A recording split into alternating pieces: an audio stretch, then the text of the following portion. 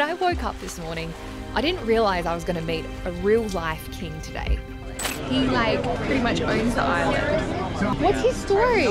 He's the 6th ruler of a unique Italian mountainous island. So it's lucky we're currently living on a boat because it is the only way to get here. All right, it is windy, very intimidating. And we're flying, sailing to the island that's partly off limits, protected by the military. How did you get to this island? You need permission to be here. That's why nobody else is here. John and I have been living on board this boat, sailing the Mediterranean for the past 3 weeks. We've welcomed you guys on board as we sailed from Spain to Corsica, all the way here to Italy. We're on the northern coast, but our goal is to head up to the French Riviera next. But before we do, we are wanting to embrace a side of Italy we've never seen before. The smallest kingdom in the world. Privato, yes. Okay, military. NATO. While sections of the island are off limits, we're going to try and get special access. The stop of military way, Yep. you have to take the right. Okay. This is definitely one of those adventures we were not prepared for.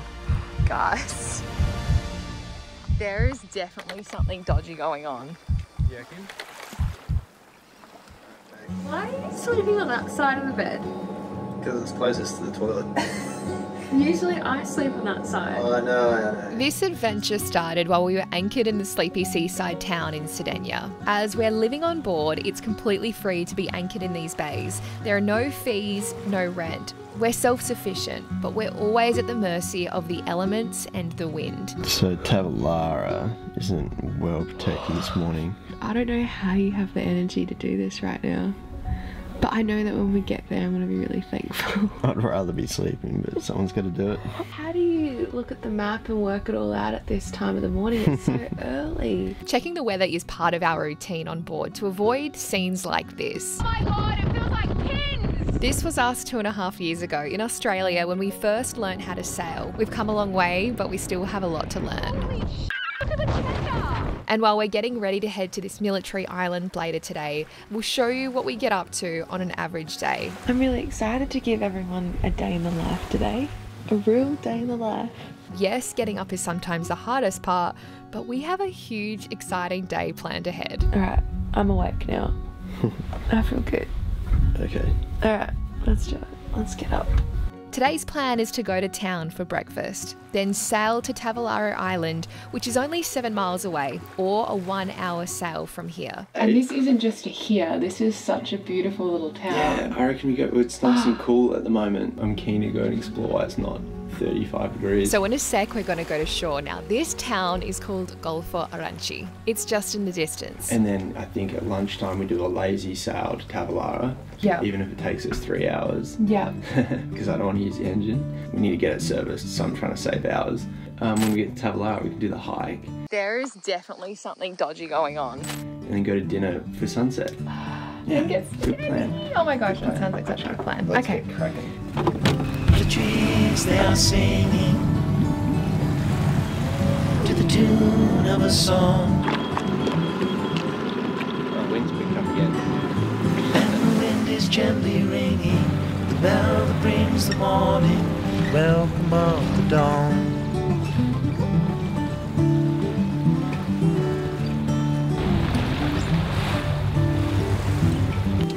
Whenever we visit land, we take the opportunity to throw out all our trash. The rubbish doesn't just disappear, we're having to take it to land.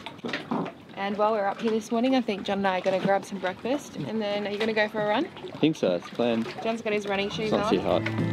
Red leaves are falling, barn owl is calling, welcome of the dawn. John just threw out the trash. It is a lazy Saturday morning and it's so beautiful. Everyone's walking their dogs. This mountain that we want to climb today. Tavalara, it's this giant mountain island with a beach at the end and a restaurant, and on the other side is like a military base, but it's very spectacular. Do you know what the elevation is? I think if you hike to the top, it's 600 meters. Wow.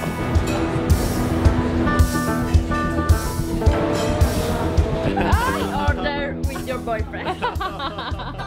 So we're about to head out for breakfast just here behind me. This town is absolutely gorgeous. Yesterday I got off the boat and had a bit of alone time with my laptop and just went to a cute little place around the corner for lunch. Just uploading the 4K version using the Wi-Fi here. We got up to quite a bit here, so if you want to watch the full uncut version of this episode that runs for about an hour. This is my vibe, no super yachts in sight. Become a patron and you'll get access to all our extra content weekly. It's really exhausting. I actually just said that as I cleaned the exhaust. And you'll also be supporting our channel. We're ordering an Italian breakfast. No eggs here, but instead we have croissants, fresh orange juice and coffee. If it involves caffeine, then it's breakfast. No eggs and bacon here, no American breakfast, no Aussie breakfast. I don't know why, but nowhere here does like ham cheese croissants. Must just be like an Australian thing. Breakfast here consists of lattes, piccolos, espresso. I said espresso. No, I didn't. Espresso. This is so fresh. Like, it's insanely fresh. It's been cooked this morning. It actually still feels a bit warm. Probably balances out your orange juice, eh? Orange juice is a bit bitter, but the croissants are so sweet here. The custard actually has a bit of like a lemon flavour in it. Everything here with custard has a bit of a tang. Ahead of our sail to Tavalara, we need to book in an important engine service. The only problem is we're living day to day on board, so trying to plan where we're going to be next week to book in a mechanic is almost impossible. So we've randomly picked a town in France for 7 days' time, hoping we'll make it. So it's a brand new engine. You've got to service it so that you keep the warranty and look after the engine. It's a brand new boat, so I want to make sure the servicing gets done on time so that we can give the boat back to Jeanneau in tip-top condition. It's just really difficult to organise a service. So just like you service your car every 10,000 kilometres, our boat's engine needs to be serviced every 250 hours. Lucky for us, perfect wind conditions are forecast for us to sail to Tavalara today. They start in a couple of hours. I can see the hike over there. It's calling us. And the wind's good for a sail over, so. But preparation is key. Fluids. Cheers. Something that you prepared earlier. Do you want some sunscreen? I've got Nice up here, hey? Yeah. Once you get the cushions out. Nothing is really what it seems. Doing it today? Doing what? Are you doing it? Sounds very suggestive. Are you sailing off the anchor? Sailing off the anchor means we don't have to turn the engine on. Instead, we use the wind on our sails to get moving. But it comes with risk. While there's a boat next to me, lose control and put the bowsprit through his hull. And we're all for minimising risk. We had these on last night because old mate next to us parked a bit too close for comfort. But we haven't sailed off the anchor in ages, so we're gonna give it a crack. We're bringing up the chain and the head sail is coming out. I check on the anchor, which is up at the bow, to make sure it's all a-okay, and then we whip out the mainsail. This bay is pretty protected, so we're slow off the mark, but conditions won't be like this for very long. It's a light breeze, cruising along about 4 or 5 knots. The temperature is beginning to soar though, and by the afternoon it is damn hot. But as we leave the protected bay, the wind is also about to be squeezed from the tall mountains. So in preparation, I'm locking all the cabinets inside the galley so they don't fling open, the bathroom cupboards too, the dishwasher. I was like, why do we need a dishwasher? But seriously, it's so efficient with water. And I'm also putting away anything that can break or go flying because we're about to heel on an angle I don't think we've heeled before. So John just put the drone up. Pretty wild.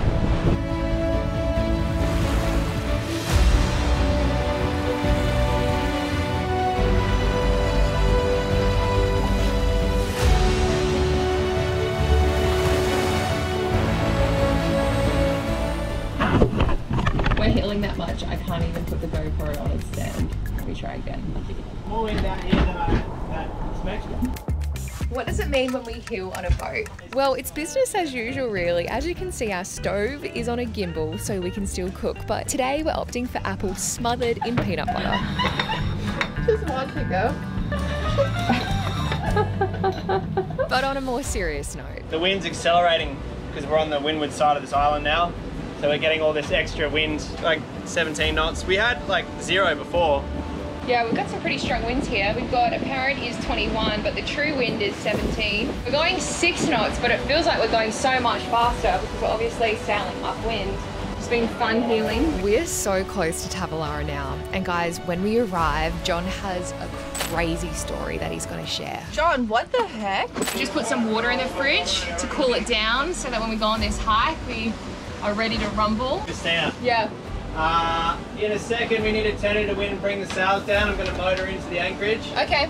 So I'm going to need your help. It's going to take me a minute to set up and get this head sail in. So as we do, I want to take a moment to say that this trip simply wouldn't be possible if it weren't for our sponsors. And we're so grateful to Bottle Bottle for helping us fund this trip. I'm using this one, right? Yeah, I'll turn into wind though so there's no load on it before you do it, Cal. Because at the moment it's like really loaded up. There's a lot happening, but according to Harvard Medical School, John should find the time to drink 15 cups of water a day, and me as a female should be drinking around 11 cups. I'm just trying to get away from this sandbank and then I'm going to turn that way into wind. And when you see the sail start to flog, Christina will winch it in and you ease it out. For me, having a good water bottle means I drink more, so it keeps me hydrated. Bottle Bottle has a range of different colours and sizes to choose from, 24, 32 or 40 ounces. Now we're going to do the main real quick. So Yeah. The yellow one on the big winch. And the design is super convenient with a dual lid. So that means you can drink from the straw on the go, or the flip top, which allows you to pour water out of it. The stainless steel ring makes it easy to carry or attach to a bag, and it's double insulated, so it keeps your water cold for 24 hours or hot for 12 hours. And probably my favorite part is this secret compartment where you can add a tea bag, coffee, pills, protein, or pre-workout. We have a 15% discount code for you guys. That's off their entire range at Bottle Bottle. Use the links in the description below and use the code 15ChristinaYT at the checkout. Back to the boat. Your support means so much. Now, we're approaching Tavalara, but we just have a little prank on John first. I'm about to prank John because he said that was the best drone shot he's ever taken. Show him some love with a lie. Go on. So I'm gonna pretend the SD card is corrupted. God. That's pretty evil, isn't it? I was born for this. Yeah. Wow, John, these shots are amazing. Yeah, you'll have to cut a lot of it, but hey, can you get the cannon? It's Oh, Christina. John. What? What? Oh my. What? It it just corrupted. No, it didn't. No. Christina, can you get the cannon? It's going to roll off the couch. I'm just about to tack. Oh, look, there's the guard. I need to Coast work on Guard. that. I need to work on it. That was too good. It was in the tone of the voice, I think. It might have been. Yeah, because I was like, it corrupted. I need to be like a little bit more believable Yeah. next time. Oh, there's the Coast Guard. Damn it. This area is monitored not only by authorities, but the Italian Navy too. You see, Tavalara is partly a military zone, restricted from the public. The first thing that catches your eye when sailing past is the equipment. The island is home to a NATO VLF station. The antennas installed allowed for communication with nuclear submarines, as there was a US Navy base in La Maddalena up until the 2000s. The history is wild, but I'll elaborate once we get to shore. It is windy. But we're just arriving to the anchorage now, and wow, this mountain looks very intimidating. Check her out.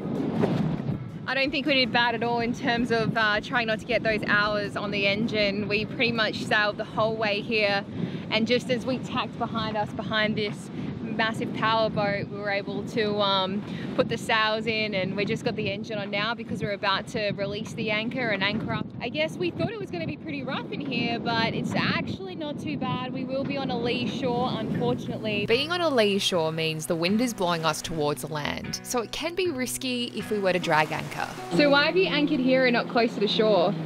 Well, we're on a lee shore and I'm not sure about the depth, and it's a little bit rough and there's more room out here, so. Better be safe than sorry, huh?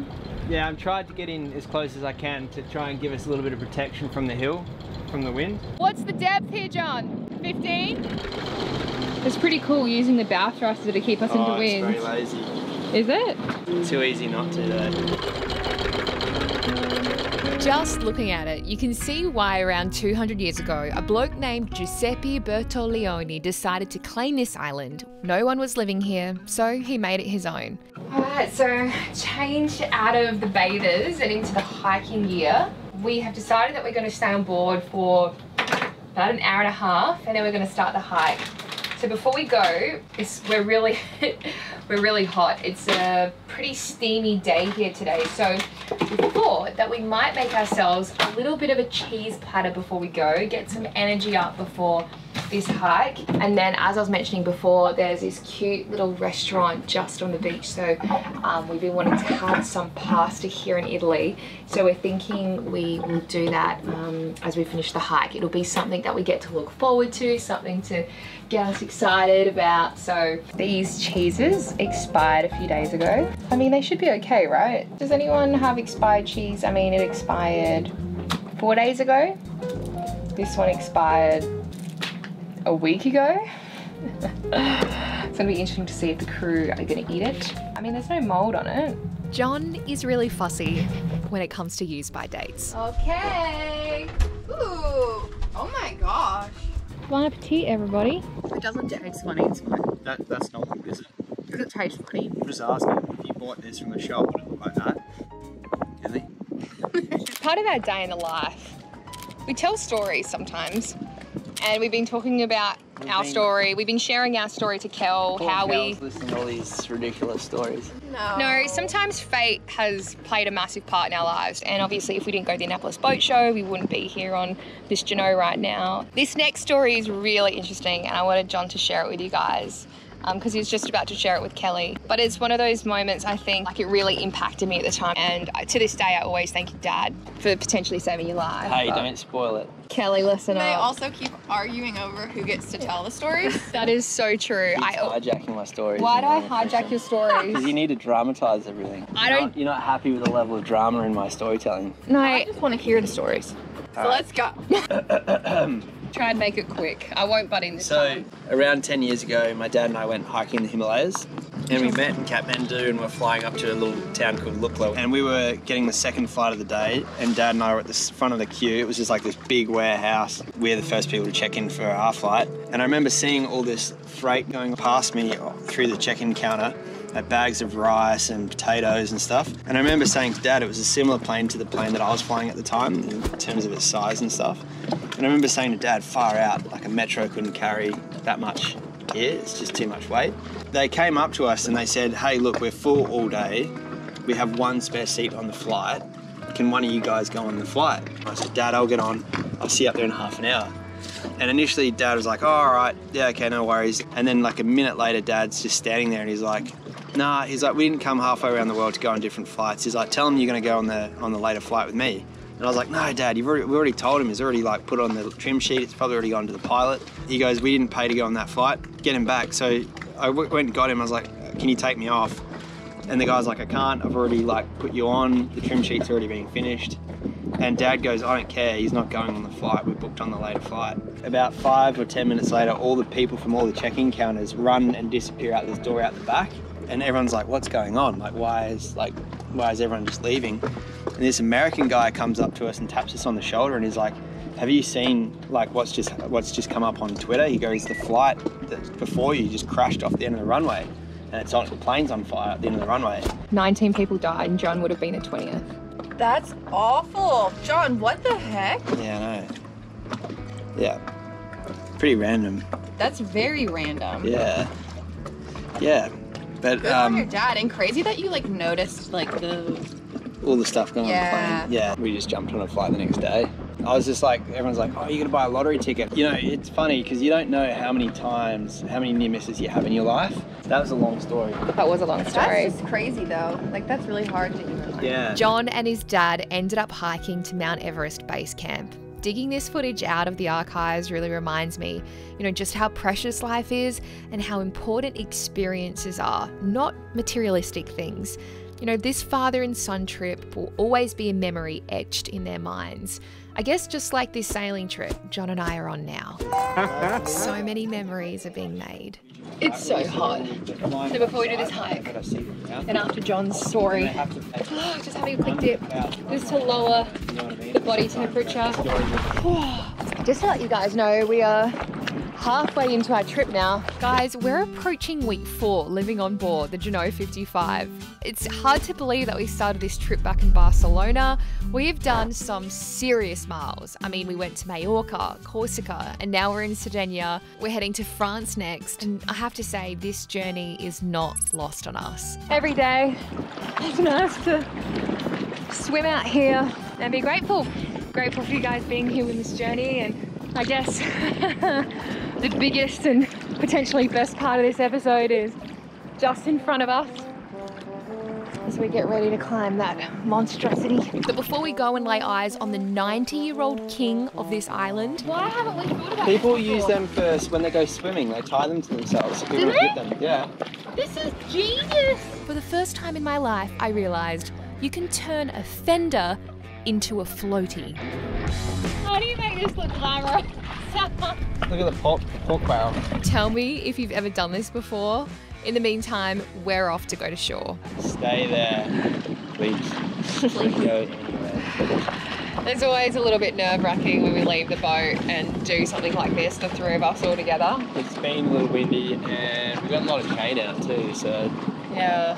boats are so used to anchoring like right on top of each other. As well as the fender situation, I also learned something new recently that I wanted to share with you. I didn't know that this was a thing, but if you have water in your tender and you go fast enough, you can take the bung out and the water drains from the boat.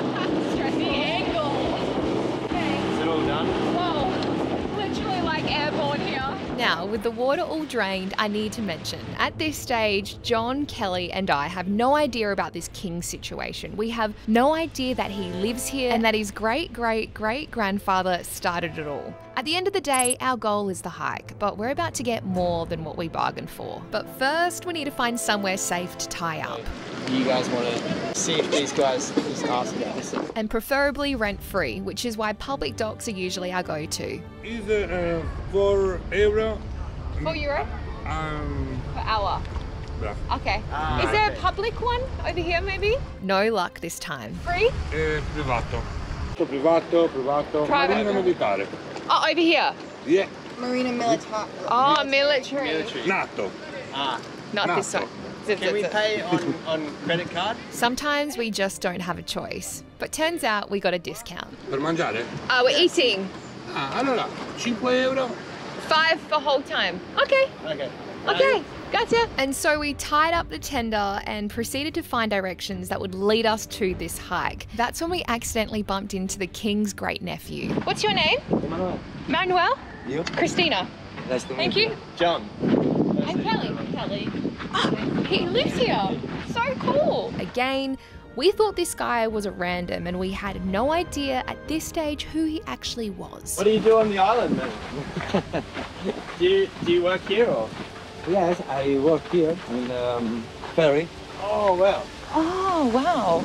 And here we were following him to the back of the property. He wanted to show us something. Just I want to show you the garden of the only woman who lives here. She's the only resident who mines the island during the winter. Just one woman, one person lives here wow. and make this a garden. Oh my gosh. And I'm sort of kicking myself because I was just breezing through here thinking this is so random because I didn't know that this was technically part of the kingdom. An artist. Yes, she loved the picture.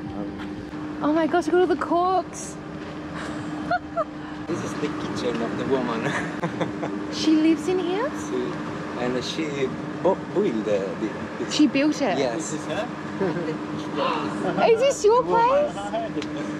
Oh. Wow. He built all of this. Yeah, I fatto tutto questo. Wow. And then I went ahead and broke a royal rule with a handshake. Stina. Daniela. Daniela, nice to meet you. But you see, this ain't no ordinary kingdom.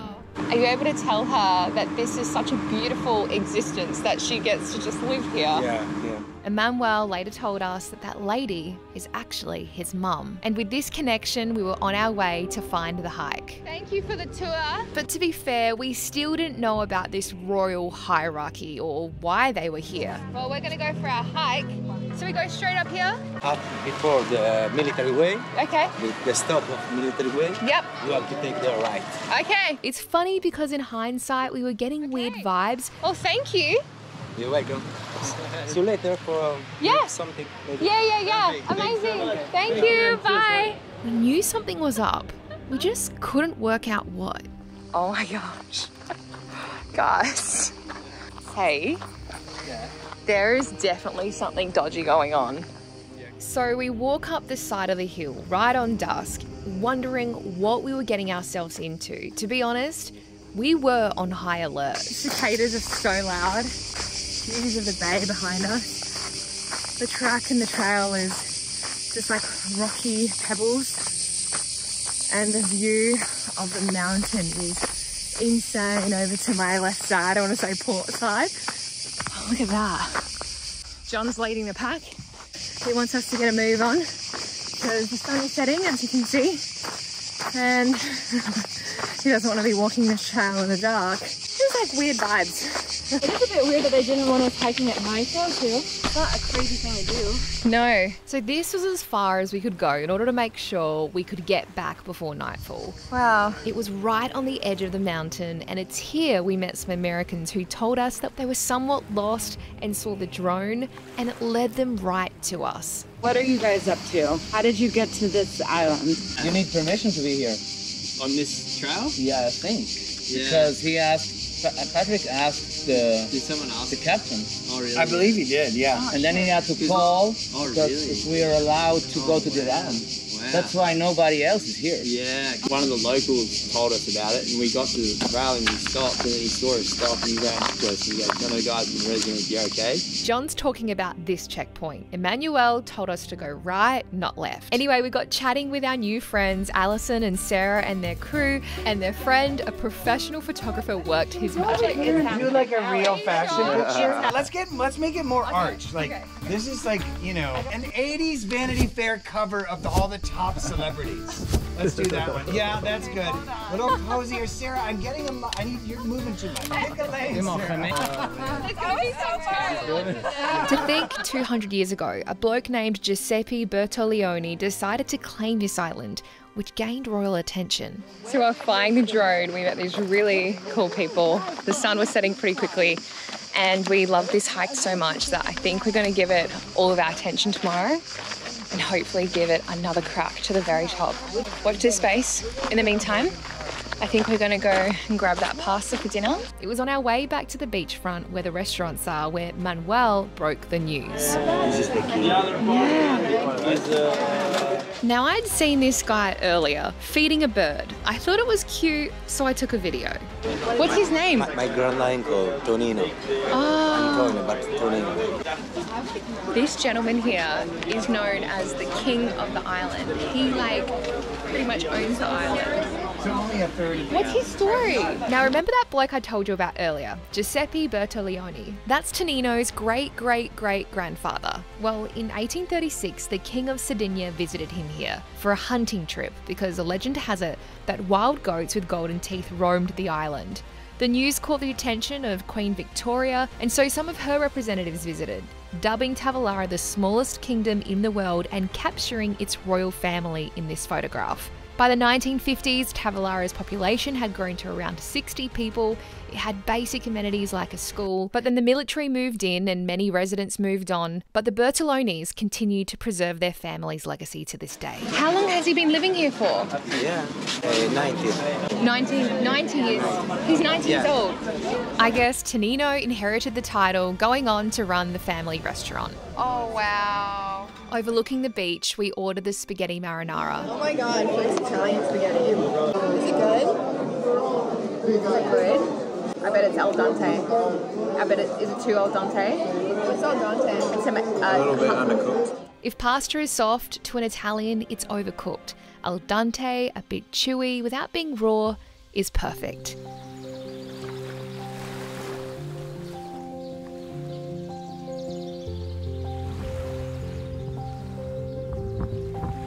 The next day, we didn't get the chance to go back to the island, but I sat on the bow for sunrise, watching the world go by, taking in the moment.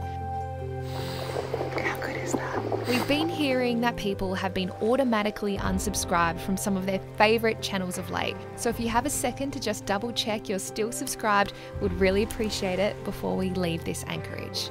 There's some weather coming, but we have a really awesome weather window to head all the way up to the French Riviera. So John's currently weather rooting, and we've been left to tender. Yeah, put the tender up on the davits. Yeah, so this is the fun part. We've got everything lined up. Now before we get going, I need your help. Do you think we can top last week's episode of 4,000 likes? Queens! And leave a comment whether it's about the cheese, John's drone shots, his lucky escape in Nepal, or this crazy island. By the way, in our next episode, we are officially sailing to France. So make sure you subscribed if you want to check out Monaco, Nice, Saint-Tropez with us. Whew, but we do have to get there first. Yeah, we're going to be arriving at night, and it could be kind of a bit shit, so... Get ready for the epic sail. Well, wish us luck, guys. Who's doing the first shift?